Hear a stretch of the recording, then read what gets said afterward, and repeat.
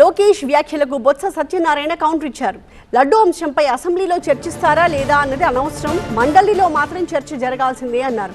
రాష్ట్రంలో ప్రతి అంశం రాజకీయంతో ముడిపడి ఉంది అని చెప్పారు.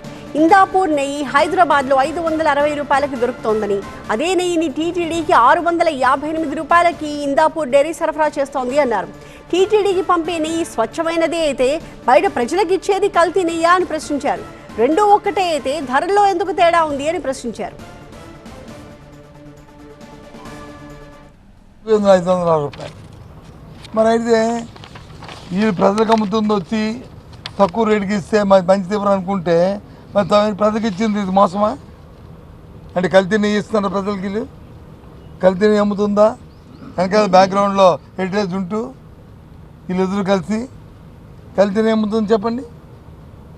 లేదు తిరుపతి దేవస్థానం కానీ మరి ఇచ్చింది ఏదైతే మరి 600 మరి 100 రూపాయలు అవుతున్నట్టుగా ఈ 100 రూపాయలు అధికంగా దేవదేవుడి తాలూకా ఆ ధనాన్ని నేను దోచుకున్నట్టుగా కదా. ఆ కంపెనీ పేరుతో సహా ఇవన్నీ 548 రూపాయలకి ఇచ్చి గీ నెయ్యి చూసుకుందంటే క్లియర్గా ఉంది గీ అని లీటర్ అని. మరి అయితే మరి రిటైల్కి వచ్చి 500 రూపాయలకి ఇచ్చినప్పుడు హోల్సేల్లో మరి తిరుపతి దేవస్థానానికి ఇచ్చినప్పుడు ఆ దైవత్వంతో దేవుడిది కదా అని చెప్పి ₹1 తగ్గించిస్తారు కదా.